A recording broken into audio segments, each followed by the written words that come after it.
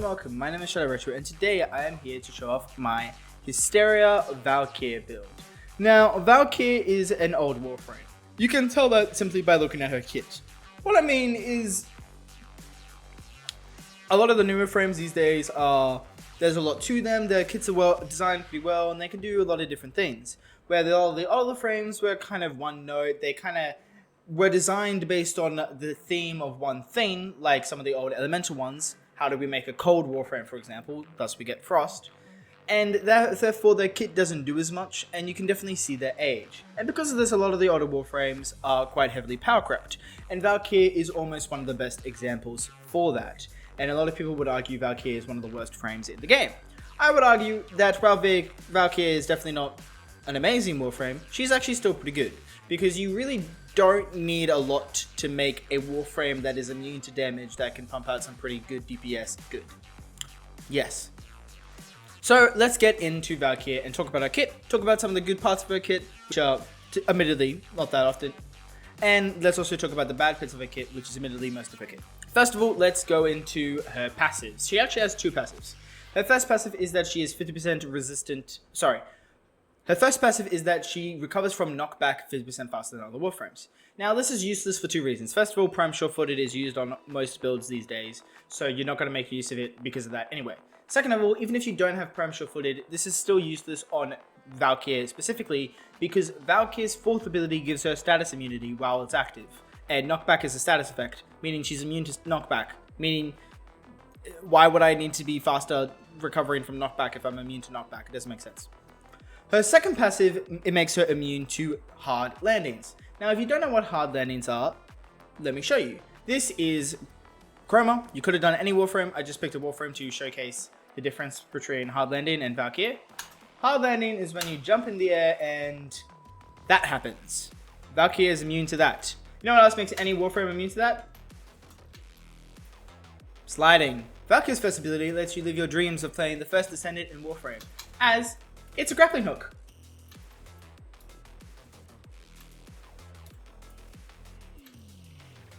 While it's actually pretty fun to play around with the grappling hook and like kind of launch yourself like this, you can see why this isn't necessarily useful in Warframe when I can do this. The grappling hook, however, does have another feature. I can use it to pull enemies away from me. It only works on a single target. The enemy does not get pulled to me. As you can see, they get flung in a random way the hell past me. And as you can also see, that is an extremely useful effect, and I'm glad we have it. The pass augment for this ability makes it so that while you're mid-air, after casting the ability, you get 4 free casts of it. Additionally, it gives you some extra parkour velocity. Valkyr's second ability is a buff for allies and a debuff for enemies that does some different things. First of all, the debuff for enemies. When you cast the ability, any enemy caught within 25 meters of it will be slowed by 30%. The ability is not like Gloom or some other slow effect. It doesn't slow every new enemy that is caught within the radius. It only slows the enemies that were within that radius when the ability was initially casted. So any new enemies that spawn don't get slowed. And because you likely kill any enemy that was within those range very quickly, the ability is only really slowing enemies for like 5 seconds or something like that. So it doesn't really do much in the way of slowing enemies. However, the buff that this ability gives is actually pretty good.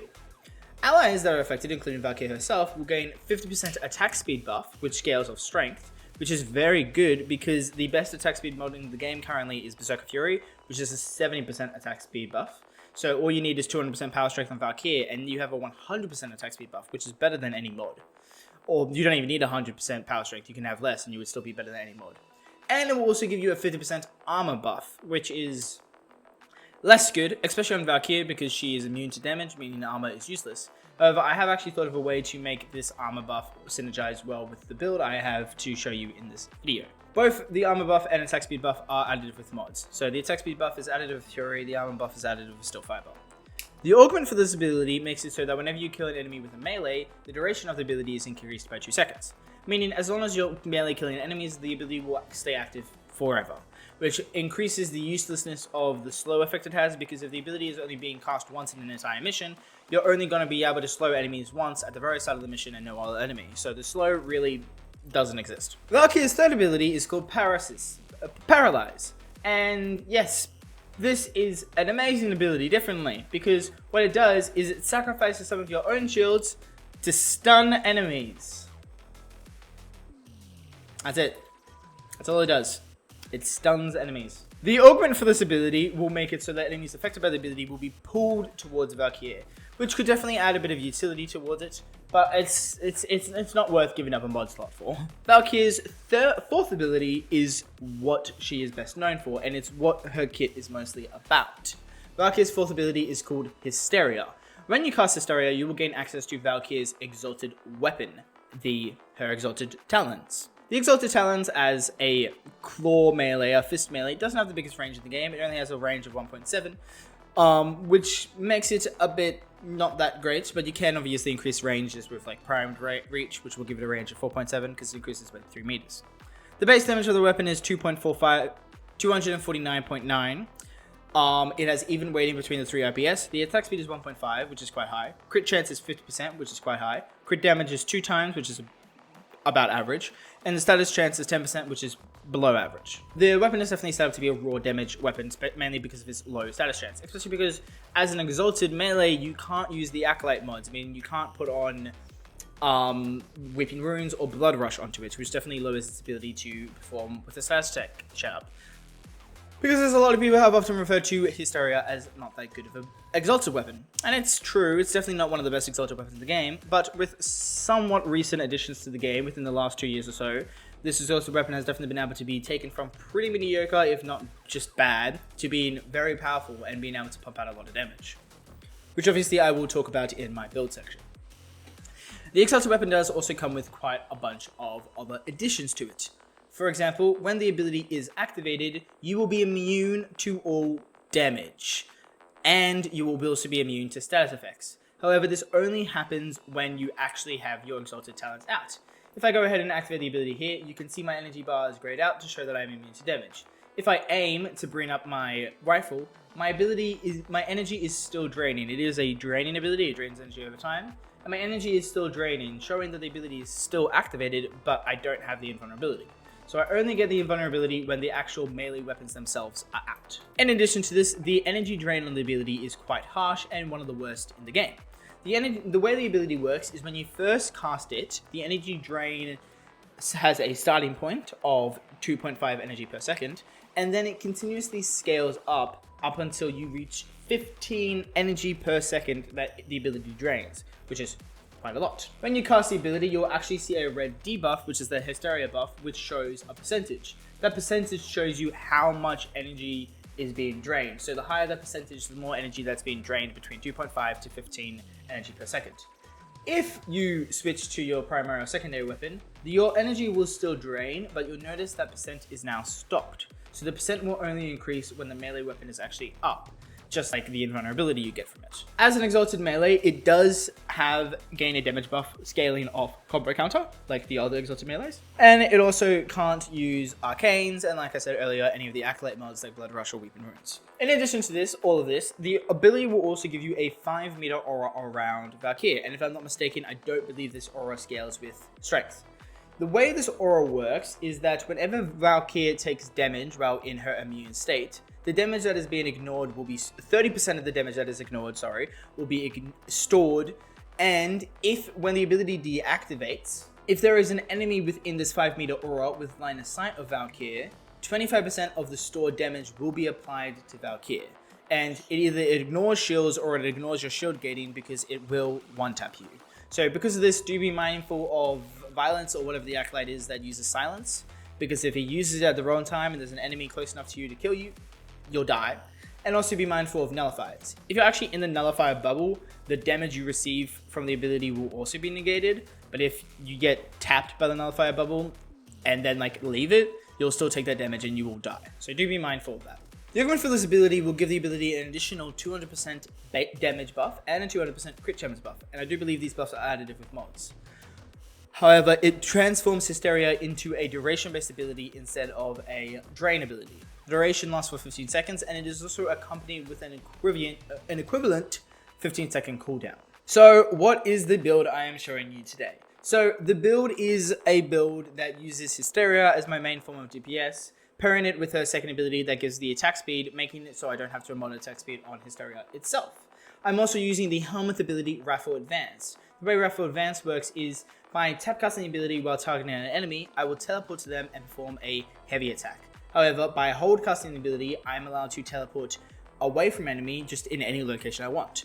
And you can actually go into the inverted tap hold settings, and by putting it on inverted for Kulavo, because this is Kulavo's Helminth ability, you'll make it so you can tap to teleport anywhere you want, and also tap to perform a heavy attack on an enemy. In addition to this, whenever you get teleported, either way you're doing a heavy attack or not a heavy attack, you will be granted with a 100% absolute crit chance buff at base for the Helminth version. On Kulavo it's 200%, Helminth version is reduced.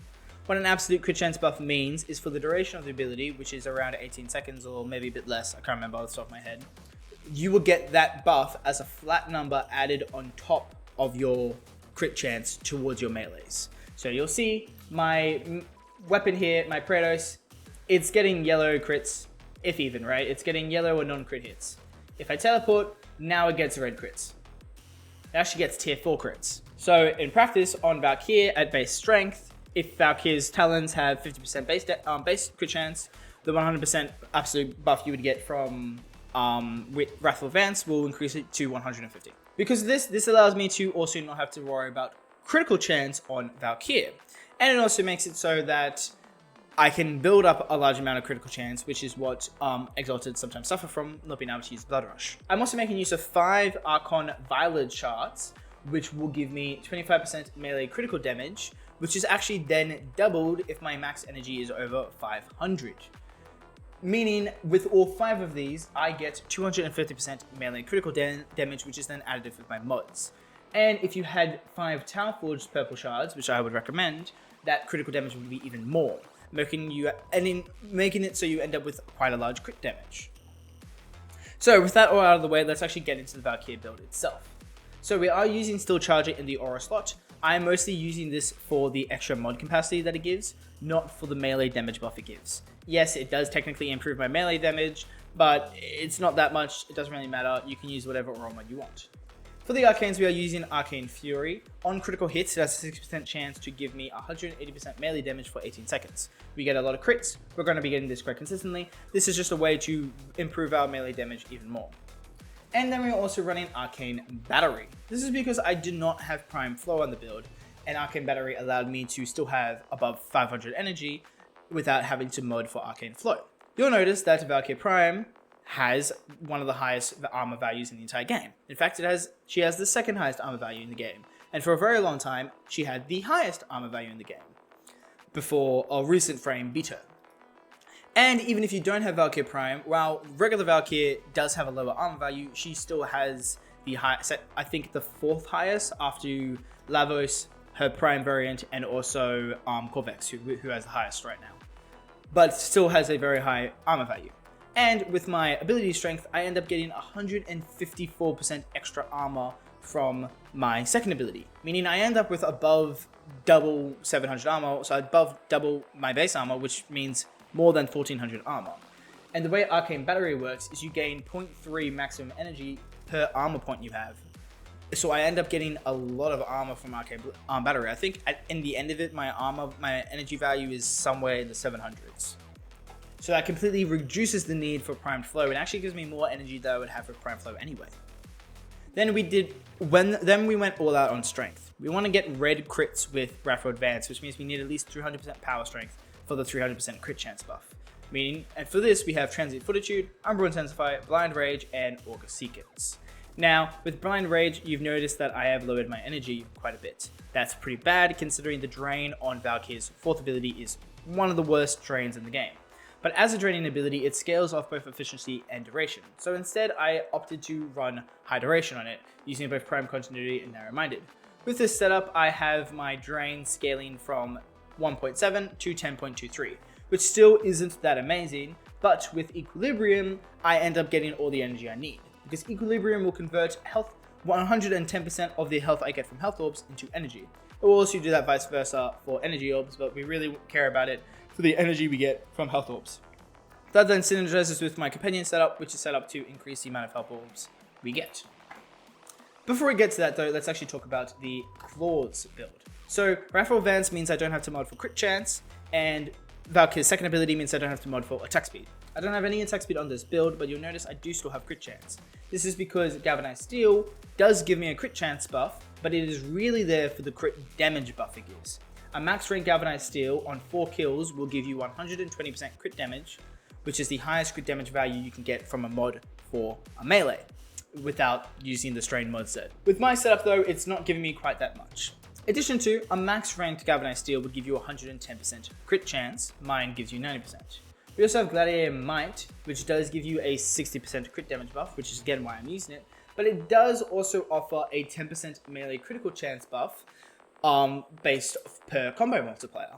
And what you can do with her claws and any other exalted and melee exalted actually is you can put Gladiator Might on the exalted weapon, then you can on your normal melee you can put Gladiator Might and the other 2 Gladiator mods, which will increase the amount of combo chance you get from Gladiator Might to 30% per combo counter. And then we also have our Organ Shatter for even more crit damage. We went crazy on crit damage. With these 3 mods giving me the extra 90% crit chance and then the extra 30% per combo counter, with Rifle Advance and my base crit chance, I actually end up with a crit chance of 526%, meaning I'm getting tier 5 crits at 12 time combo with a 26% chance of getting tier 6 crits. With these 3 mods and the 5 purple shards I have, I end up with a tier 5 crit multi of 55.8. or a tier 6 crit multi of 66.76, which is even then further increased by Tenacious Bond, which I have on my companion. In addition to this, we are obviously using Condition Overload, which is paired with a priming companion for base damage. We do have Prime Reach, this is definitely needed. Like I said, the range of this weapon is only 1.7 meters. Prime Reach will increase that range by 3 meters to make it 4.7.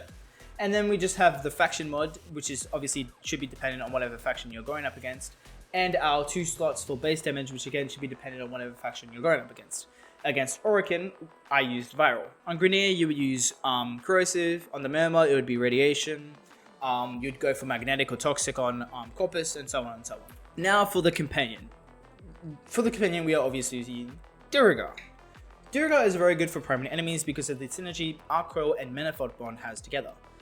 The actual effect of Arc Coil isn't really that important. What's important about Arc Coil is that it has a 5-second cooldown, and Manifold Bond will prime enemies within the area affected by Arc Coil with the status effects of the companion's weapon every time Arc Coil activates.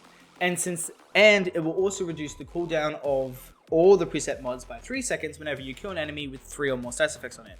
Because of this, and Arc Coil's low cooldown, we only need to kill 2 enemies before Arc Coil can activate again, continuously priming enemies for us. Tenacious Bond will give us an additional 1.2 final crit damage multiplier, which is added after mods. I'm not sure if it is added before or after the crit tier multiplier math, which is why I didn't include it in my crit tier multiplier, but it is added after mods regardless. And so it will give us that 1.2 final crit damage multiplier as long as our companion weapon has 50% or higher crit chance. Momentum Bond is for the survivability of the companion. The way it works is whenever we kill an Xmas unit, if the companion is down, it will reduce the recovery timer by 18 seconds. Guardianism really isn't useful for this build because we're immune to damage the whole time. However, I use this for other builds I have. The way Guardian works, if you want to know, is whenever your shields deplete, as long as Guardian is off cooldown, it will fully restore your shields. Regen is for the companion's survivability. It will reduce its recovery timer from 60 seconds to 40 seconds. Since the construct makes it so enemies tagged by the companion, and Arc Coil does count for this, will have an increased chance to drop health orbs. That gives us our energy economy we need to sustain Hysteria. Enhanced Vitality and Calculated Redirection is just for the companion generic survivability, and Vacuum is a must-have mod. For the companion weapon, we went with laser rifle. You could also use the Prisma burst laser rifle or the burst laser rifle prime, as by simply modding critical delay on any one of those 3 weapons will give you above 50% crit chance, or 50% at base, which is enough for Tenacious Bond. The Valkyr and the Valkyr also work, but the difference for them is they don't use all 3 of the IPS damage types at base. The most damage types you can have on those 2 guns is 3, while on the other 3 I mentioned, the laser rifle, Prisma burst laser rifle, or the burst laser rifle prime, you can have 6, making it much better for priming. The way we get 6 is we have the 3 IPSs by default, then we use radiation reload for radiation, we get viral for Malagent, force and rim rounds, and then high voltage for electric. The mod for the actual build doesn't matter because the companion won't be using this weapon. The only thing that matters is critical delay for Tenacious Bond and which elements we want to be using and which dice effects we want to be placing on enemies.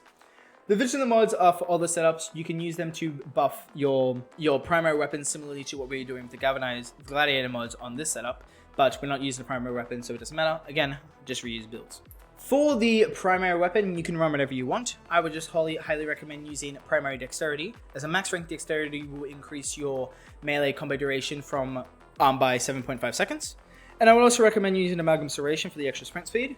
For the secondary, again, you can use whatever you want. Again, I would recommend using secondary duration for the additional extra 7.5 seconds added to your combo duration. And I would also recommend running Amalgam Barrel Diffusion for increased rolling speed. And then we have the Protos for our melee for this evolution that gives us sprint speed and slide, and this evolution that gives us parkour velocity. For the focus skill, we are using Naramon, and that is because of this passive right here, Power Strike. The way it works is that normally whenever your combo duration runs out, you lose all your build combo. With Power Strike, instead of losing all my build combo, I only lose 5, which is a massive difference. In addition to this, Naramon also has the opening slam ability. Whenever I'm in my operator, I can perform a slam melee, which will switch me back to my Warframe and then give me double combo counter chance for 20 seconds. So it makes it a lot easier to build up combo. So I definitely recommend using Naramon for the focus skill. Anyway, that is the end of this video. I've actually been away on holidays for 5 weeks in Europe. And so I had some videos I saved up and recorded before I left that I uploaded and left unlisted and made public as I went along on my holidays, which were the last 5 videos. So Valkyr Prime was the first of those 5 videos, and every other video since then were pre-recorded and updated later. And this is actually the first video I'm doing since getting home, so it's good to be back and it's good to be recording videos again. Warframe 99 is just around the corner. It will be here any day now, probably. And obviously I will be working hard to get videos out for that as soon as I can. I already have some build ideas for a few things. I'll be working on a Nyx build, a Trinity build, and obviously a build for Sato 9 as well. And I'll also probably see me play around with some of the new arcanes and some of the other stuff that come out in the update. To maybe even bring you some other builds in addition to those 3. Anyway, until then, check out some of my other content. You might find some videos if you enjoyed this one.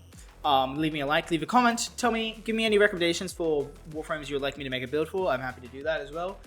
Subscribe to me if you like the video as well. And until next time, bye bye!